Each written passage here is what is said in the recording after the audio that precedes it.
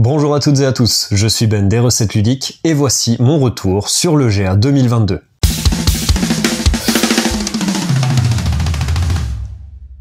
Le GA, c'est donc l'Expert Game Award, un prix belge porté par Stéphane Gobert qui récompense les gros jeux de type Eurogame, tout ce que j'aime concrètement.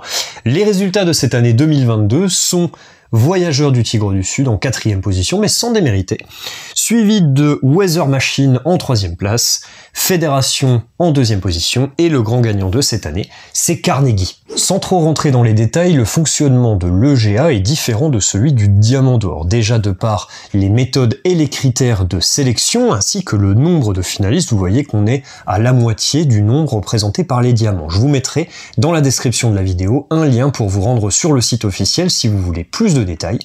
Comme pour la vidéo sur les diamants d'or, cette vidéo ne représente que mon avis et n'implique en aucun cas l'organisation de l'EGA.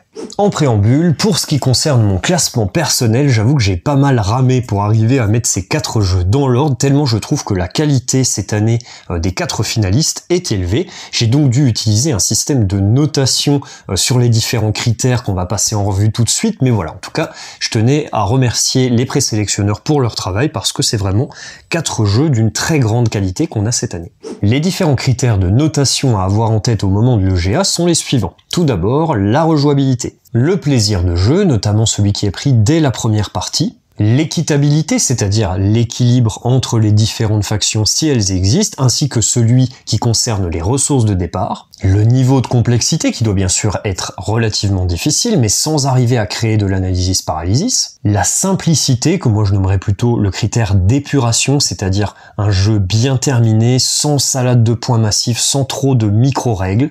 Le temps de jeu, alors autant l'équilibre temps-profondeur que le downtime ressenti, c'est-à-dire le temps entre les tours, la part de nouveauté ou d'originalité du système de jeu, les différentes configurations, alors optimales à 4, ça c'est certain, mais bien sûr si c'est bien également dans les autres configurations proposées, c'est un plus. Et enfin, la lecture générale du jeu, c'est-à-dire tout ce qui concerne l'iconographie, le fait que le jeu soit sans texte, ainsi que la qualité globale de la règle. Alors je vais pas passer en revue tous ces critères pour chacun des 4 jeux, mais c'est pour vous donner une idée de ce qu'il fallait avoir en tête au moment du vote. On va commencer ce classement par la fin et on va regarder en premier Voyageurs du Tigre du Sud, Wayfarer of the South Tigris, pour le titre original. Voyageurs du Tigre du Sud est un jeu de Shane Phillips et S.J. McDonald's, illustré par The Miko et édité par Garphill Games. Le jeu arrive donc 4e en dernière position, mais je dois dire que c'est le jeu qui m'a le plus surpris. À vrai dire, dans mon classement personnel, je l'avais mis en 3e position, alors honnêtement, il aurait tout à fait pu se retrouver en première, 2e ou 4e position, tellement c'était serré, hein, comme je vous disais au départ. Donc il y a le classement qui a fait un petit peu la différence, mais il n'en reste que c'est un très bon jeu à mon sens. C'est surtout celui qui m'a le plus surpris. À vrai dire, les jeux de Shane Phillips, c'est pas tout à fait ma tasse de thé jusqu'à maintenant. J'ai jamais vraiment réussi à trouver mon plaisir dans ces jeux. Et il se trouve que là, donc j'y allais sans rien en attendre, et là j'ai été super surpris parce que, en fait, le jeu est un bac à sable.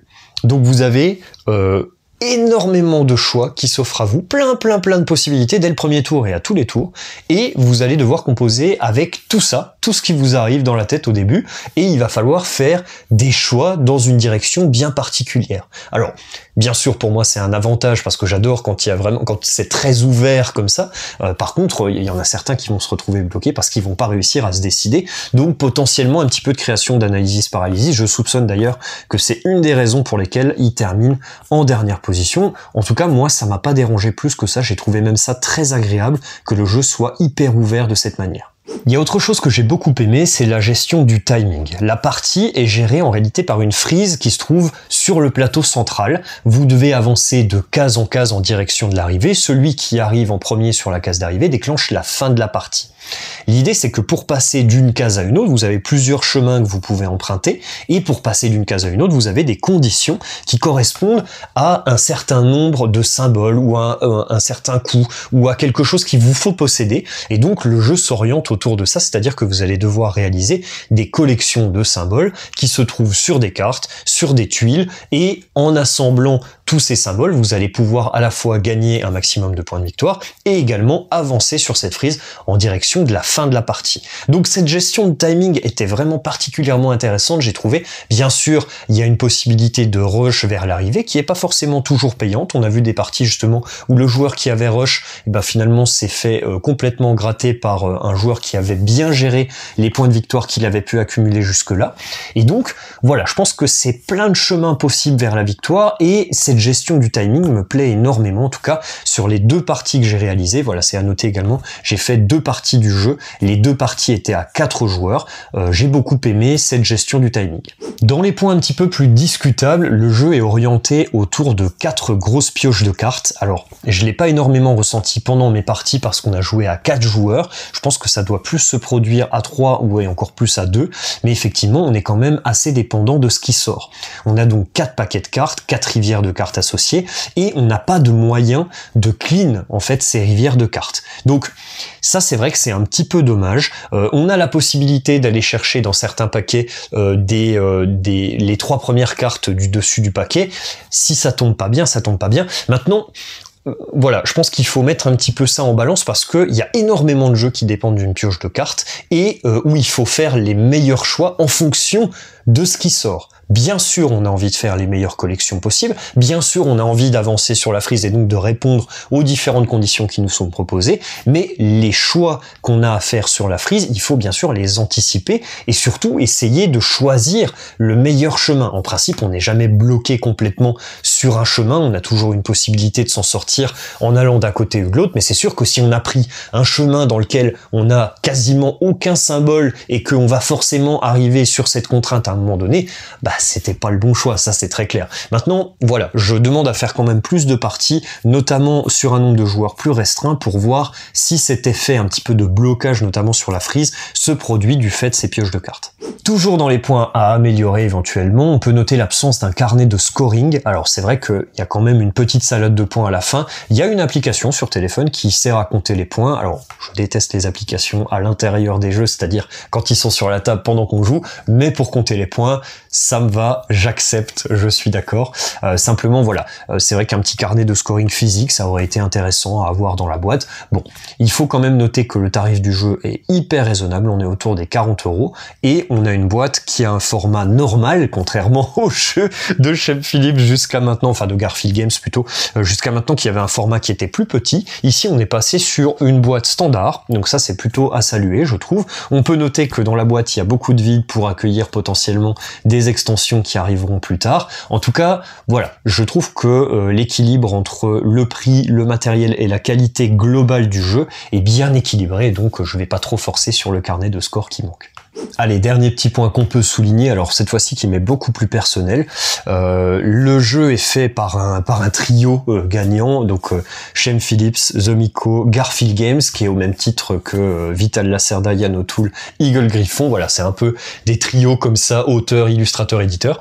Et donc dans ce trio, moi il y a un élément qui me plaît un petit peu moins que les autres, on va dire, c'est Zomico. Le style de Zomico me plaît pas particulièrement, honnêtement. Alors surtout au niveau des personnages qui dessinent, c'est vraiment un truc que j'arrive pas à m'y faire. J'ai jamais trop réussi. Là, c'est un petit peu mieux que d'habitude au niveau des personnages. En tout cas, surtout sur la boîte, je trouvais les traits moins marqués, moins fouillis, moins un peu sales, entre guillemets, que d'habitude. Alors c'est un effet voulu, attention, hein, je dis pas ça dans le côté négatif, c'est juste que moi, ça me dérange. Par contre, j'adore les paysages qu'ils réalisent, et donc, en particulier, ici, un truc à noter, c'est que Voyageurs du Tigre du Sud, en fait, thématiquement, on va cartographier les alentours de la ville de Bagdad.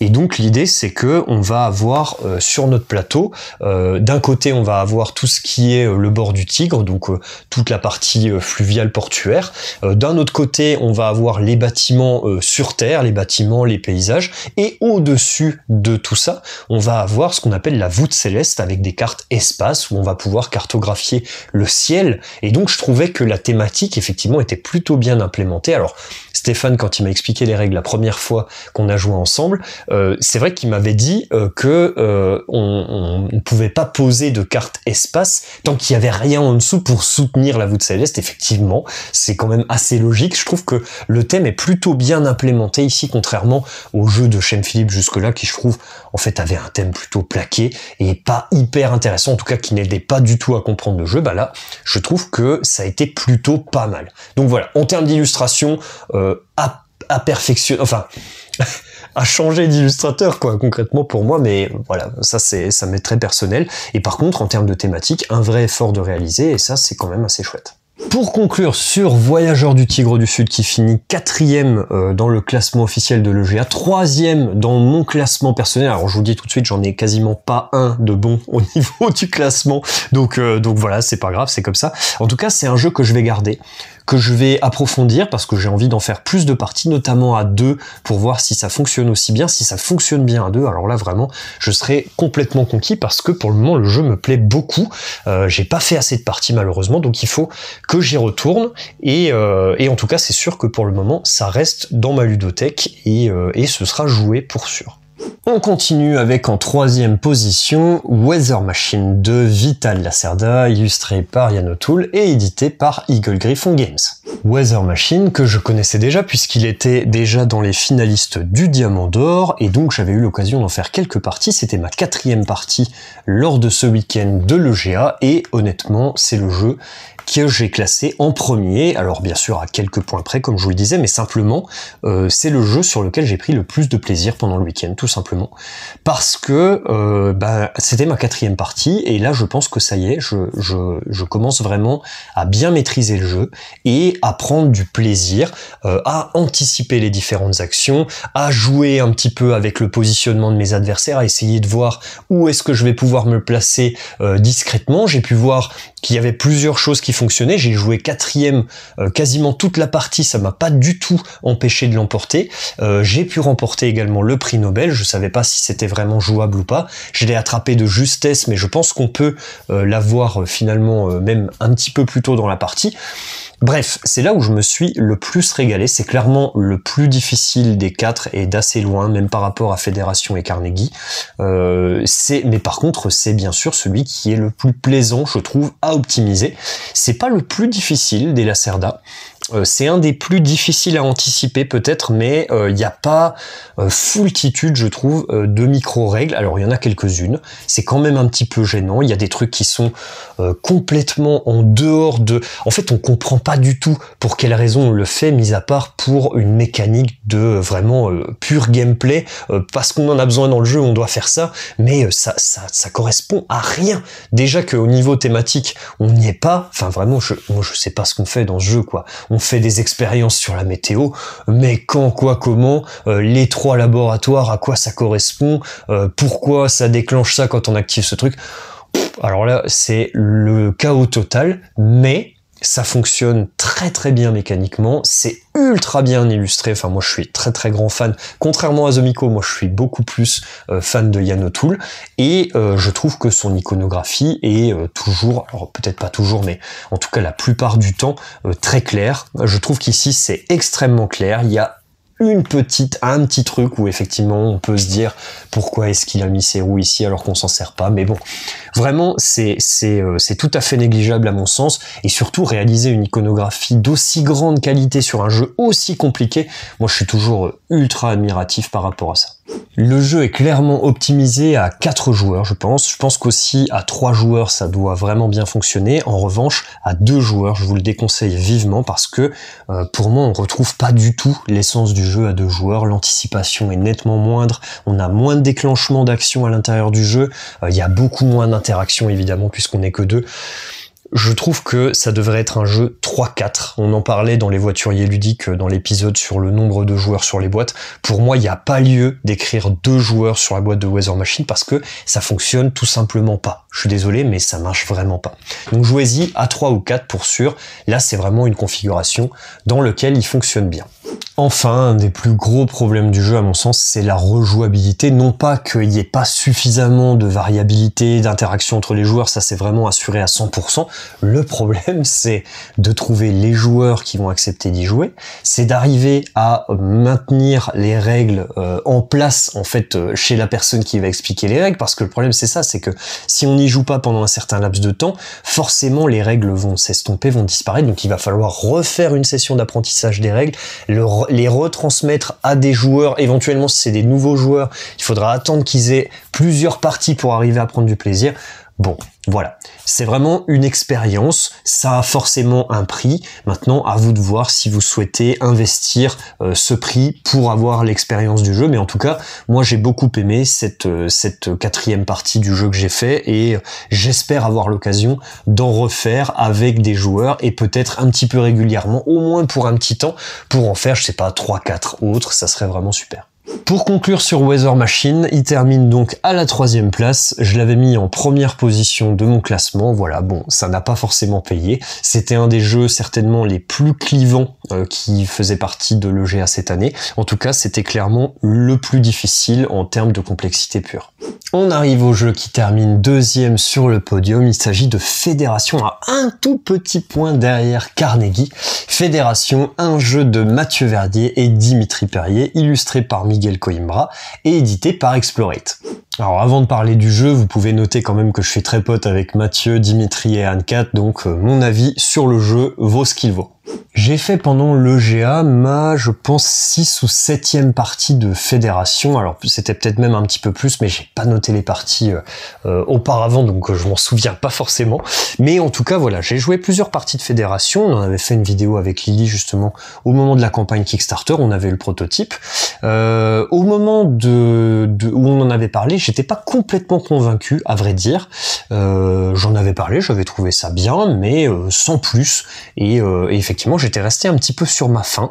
Je trouvais que le jeu était sympa, mais avait rien de transcendant. En tout cas, j'arrivais pas à y trouver complètement mon compte. Et là, pendant le week-end, j'ai fait une partie donc avec mes 3 camarades de table, que je salue au passage, qui était très sympa, on a passé un bon moment. J'ai fait une partie pendant ce week-end qui a vraiment changé ma vision sur le jeu, puisque on a joué avec le dos du plateau. Alors vous allez me dire, ça change quand même pas tout le jeu, faut pas exagérer. Il y a effectivement quelques petites choses qui changent au dos du plateau, notamment sur la planète verte qui permet d'obtenir en partie des revenus. Il y a un revenu qui disparaît, qui est le revenu qui apporte des vaisseaux, les vaisseaux qui permettent de faire des missions secondaires à tous les tours. Eh bien, sans ce revenu de vaisseau et avec un nombre de jetons vaisseaux sur la planète bleue qui était très très limité pendant la partie, eh ben en fait on a ramé à fond sur ces vaisseaux. Le jeu est devenu beaucoup plus tendu, mais vraiment très très fort, hein. Il y a une différence nette, vraiment très très importante entre le revenu vaisseau et pas le revenu vaisseau. Et en fait, je crois que c'est ça qui manquait, le petit élément qui va déclencher vraiment le fait que j'aime beaucoup le jeu. Et ben il manquait de l'attention dans le jeu, et je trouvais que effectivement au niveau des missions secondaires c'était quand même assez lâche. On finissait par peut-être pas toutes les faire, mais par mettre énormément de vaisseaux, et en fait oui, il y avait pas vraiment de course sur ce point-là. Là c'était sacré les vaisseaux, donc en gros on se retrouvait à aller chercher le jeton premier joueur à toutes les manches.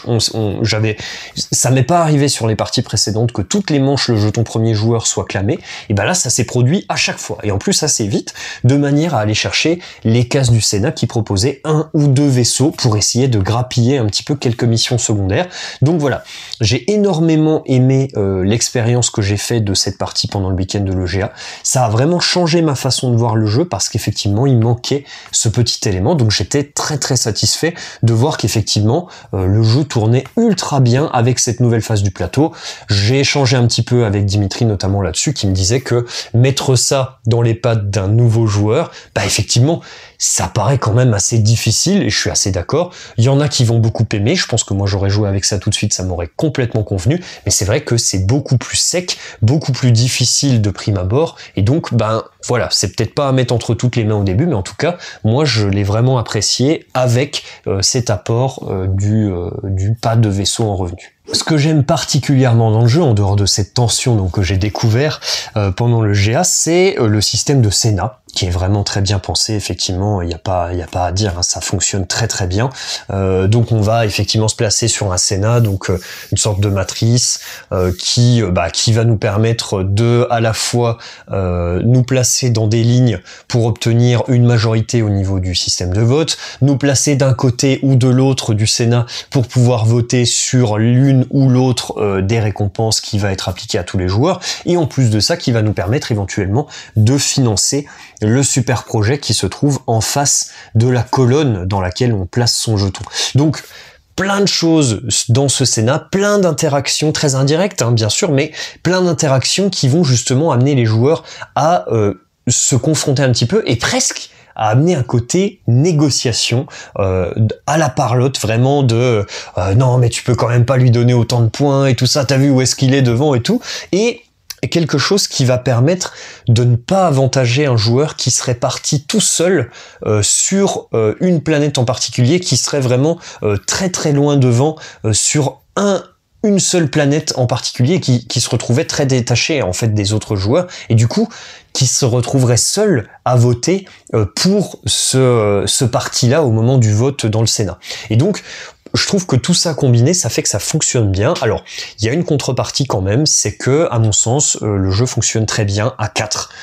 Il fonctionne à 3 ou à 2. Je peux pas dire qu'il marche pas, bien sûr. Il y a beaucoup d'adaptations qui sont faites, notamment des tuiles pour bloquer des emplacements et tout ça. Donc, on conserve la tension, mais il y a beaucoup de manipulations entre les tours. Moi, ça m'ennuie, franchement, de révéler les tuiles, d'aller placer les trucs un par un, de déplacer à chaque fois le truc qui vaut 0, de le mettre ici, de plus savoir de quel côté c'est. Bref, franchement, c'est beaucoup de manipulations en plus, et à 2 joueurs, j'avais trouvé que ça nuisait un petit peu de ce côté-là, en plus de retirer la partie négociation et vote, en fait, du Sénat, qui devient nettement moins intéressant, hein. Basiquement, on va s'opposer à chaque fois. Bon, moi je trouve pas ça très très intéressant à 2 joueurs, à 3 à la rigueur pourquoi pas, à 4 c'est vraiment c'est optimal pour moi. J'aime beaucoup aussi le système des super projets, ça crée effectivement un système de majorité qui va se dérouler pendant toute la partie sans pour autant qu'on soit certain d'arriver à financer le super projet qui concerne cette planète sur laquelle on a plein d'influences, et donc justement ça crée vraiment, ça ajoute encore de la tension, et moi j'aime beaucoup effectivement ce système, c'est des très gros points à la fin de la partie, ça peut faire la différence, ça l'a fait d'ailleurs hein, sur la partie qu'on a jouée, et donc c'était vraiment, c'est très agréable de ce côté-là. 2 petits points pour terminer, un bon, un mauvais. Le mauvais point, c'est le thème pour moi qui j'y arrive pas. Hein. J'y arrivais déjà pas avant, mais j'y arrive toujours pas trop. Je trouve ça très...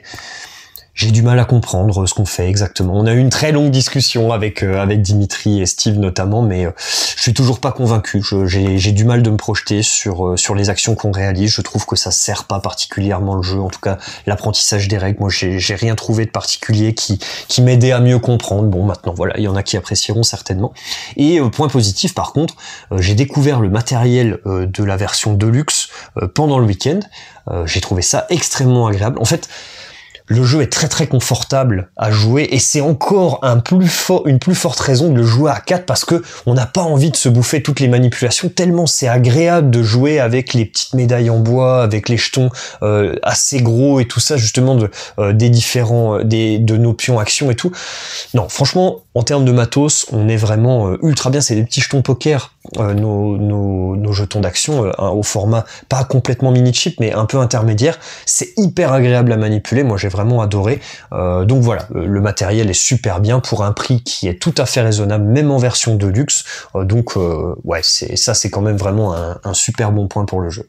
Pour conclure sur Fédération, c'est un jeu que j'ai mis 2e dans mon classement. Alors, c'est peut-être de ma faute, le petit point qui manque, mais en contrepartie, j'ai mis Carnegie 4e, donc a priori, j'ai quand même contribué un petit peu à ce qu'il soit devant.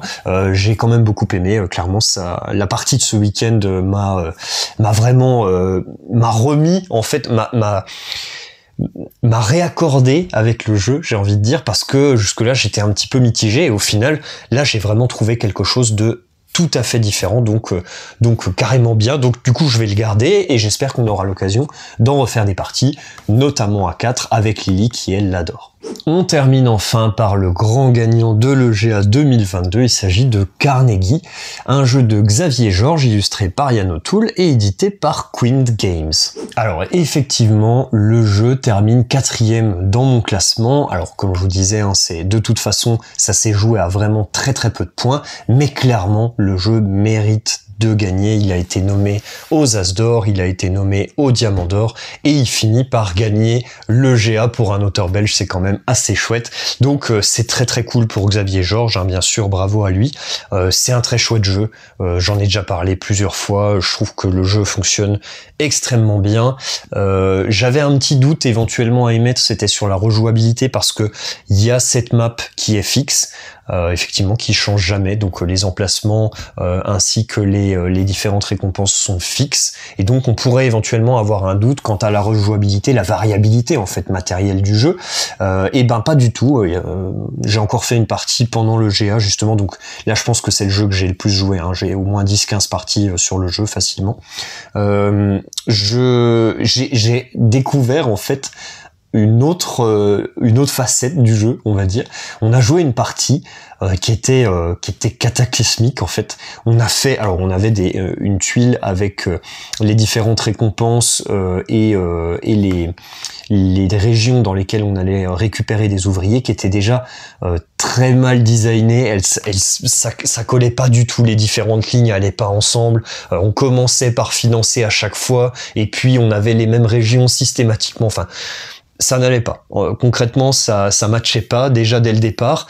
Et en plus de ça, on s'est retrouvé à faire une partie vraiment à se bloquer, mais très fort. Vraiment, il y a eu, je crois, 3 fois d'affilée l'action de déplacer ses ouvriers dans l'entreprise, parce que, en fait, à chaque fois qu'on arrivait sur un nouveau joueur, on se disait, qu'est-ce que je peux faire qui est pas ouf pour moi, mais qui est vraiment bien pourri pour vous? Tiens, ça, et ben on va faire ça. Allez. Et du coup, toute la première moitié de la partie, on n'a rien fait. Je pense qu'à la moitié du jeu, on avait construit une ville chacun, en plus de notre ville de départ. Donc c'est vraiment miséreux au possible. On n'avait vraiment pas avancé du tout dans le jeu, et ça s'est continué comme ça presque toute la partie. En fait, on faisait systématiquement la pire action possible, qui nous donnait pas forcément d'avantage, mais qui était vraiment complètement nul pour les autres. Il y a un joueur d'ailleurs, Cédric, qui s'est amusé à faire ça. Il a pris un petit peu d'avance au début de la partie sur un move, il a fait un bon tour, et ensuite, il s'est acharné sur plomber tous les tours qu'il a fait après. C'était terrible. On a vraiment subi complètement. Alors, je dis on a subi, c'est pas forcément un mauvais point. La partie s'est mal déroulée, entre guillemets. Vraiment, on a ramé complètement, mais c'était une autre façon de jouer. C'était pas si désagréable. Franchement, c'était même assez sympa, en fait, de se tacler un petit peu, de se dire, non, tu vas quand même pas faire ça. Et bah si, c'est exactement ce qu'on va faire là tout de suite. Et donc, ouais, j'ai trouvé ça vraiment très sympa, et ça montre qu'il y a encore des choses à aller puiser dans ce jeu, même après 15 parties. Franchement, moi je suis vraiment impressionné énormément par ce jeu. On peut parler de l'édition, bien sûr, qui est quasi parfaite, hein, y a rien à redire. L'édition Kickstarter est incroyable, hein, les rangements, la qualité globale du matos, les cartes, les jetons en bois, enfin, franchement, il y a rien sur l'édition. Moi, j'ai rien à redire, quoi. Yann O'Toole au pinceau, l'iconographie nickel chrome. Voilà, moi je trouve ça excellent. Alors, le thème, effectivement, qui est peut-être un petit peu clivant. Moi, j'adore ça. J'en sais une entreprise, mettre des départements, amener des mecs en mission, les ramener, les former sur leur poste de travail et tout. Moi, je trouve ça génial. Je comprends que ça parle pas et que ce soit trop proche du monde du travail et tout. Vraiment, il n'y a pas de problème. Donc, ça va être un petit peu peut-être plus clivant au niveau du thème. Certains le trouveront un peu froid. Bon, moi, j'ai pas trouvé. J'ai trouvé que c'était vraiment très chouette, même au niveau de la thématique. Donc ouais. Autre chose que je trouve formidable encore dans le jeu, c'est le système d'action suivie. Alors là, ça c'est vraiment, c'est régal. Moi, tous les jeux qui possèdent ce système, je trouve toujours que c'est super. En fait, ça amène vraiment quelque chose de très intéressant. Donc, le joueur actif propose une action à l'ensemble des joueurs qui va la réaliser, donc tour par tour. Et ensuite, c'est au prochain joueur actif de choisir l'action que tout le monde va faire. Toutes les variantes de ce système, un petit peu de choix d'action avec un suivi qui est basé sur Puerto Rico, Race for the Galaxy, voilà les anciens qui ont amené cette méca. Je les trouve très réussis. Ici, c'est aussi très bien implémenté. Ça simplifie énormément les règles parce qu'il n'y a pas 50 000 actions. On a 4 actions principales. On va activer tous les départements liés à cette action à chaque fois. c'est bien quoi, c'est épuré, c'est... Non, franchement, il y a vraiment pas grand chose à lui reprocher. Allez, je lui mets un tout petit point négatif si on veut. Le jeu a un côté très classique, hein, c'est ce que je disais, un peu froid, un peu classique dans le sens où c'est que des mechas qu'on connaît par cœur, quoi. Hein, y a rien de neuf, on va construire un réseau, on place nos jetons sur une map, on a ce système d'action suivi, on a le système de dépenses d'argent pour arriver à obtenir des villes. Donc en gros, un système de placement de villes en 2 étapes. D'abord on recherche, ensuite on va placer les villes, c'est comme ça qu'on développe notre réseau. Il y a rien de super original dans le jeu, clairement. Hein, donc au niveau des critères, voilà, c'est là où il a perdu le plus de points, je pense, dans mon classement, c'est sur l'originalité. Comme c'est aussi le jeu que j'ai le plus joué, ça doit certainement peser un petit peu dans mon jugement. Voilà, bon, en tout cas, moi j'ai vraiment pas grand chose à lui reprocher. C'est un très chouette jeu, ça va rester dans ma ludo pour sûr, et ça continuera à ressortir de temps en temps avec grand plaisir. En résumé, donc sur Carnegie, le grand gagnant de l'EGA 2022, un très très chouette jeu, même s'il termine 4e de mon classement personnel, alors à égalité avec Voyageur, la même égalité parfaite, mais à 1 point du premier, et bien c'est un jeu que je vous recommande chaudement et qui mérite tout à fait sa victoire à l'EGA. Voilà, j'ai terminé mon tour sur les jeux de l'EGA 2022, donc c'était vraiment une très très belle année, hein. J'ai adoré les 4 jeux de la sélection, j'ai adoré également l'édition de cette année de l'EGA, on a eu beaucoup d'échanges en fait avec tous les joueurs, avec tous les membres du jury, donc ça c'était vraiment très très chouette, je trouve que c'est quelque chose à valoriser, cet échange post-partie avec les joueurs qui ont participé, leurs différents ressentis. Ah, moi j'aime bien cet élément, ah, moi je trouve que justement je l'aime pas trop, moi j'améliorerais plutôt ce truc-là. Je trouve ça extrêmement riche, en fait c'est aussi une des raisons pour lesquelles je pense que je joue à des jeux de société, c'est parce que on a ces échanges post-partie en direct, en plus en face à face, puisqu'on joue autour d'une vraie table. Moi je trouve ça très très très plaisant justement d'avoir cette richesse des différents points de vue, et donc bah c'est quelque chose que j'aimerais bien amener en vidéo. Alors malheureusement j'ai pas forcément les personnes sous la main pour pouvoir en discuter avec moi, mais c'est un format qu'on propose au travers des voituriers ludiques, où on a plus une discussion entre joueurs, des parties qu'on a réalisées en principe sur le week-end jeu qu'on vient de faire, et puis voilà, donc vous pouvez aller jeter un œil si vous voulez, je mettrai également le lien dans la description. Merci d'avoir regardé cette vidéo et à bientôt pour de nouvelles recettes ludiques.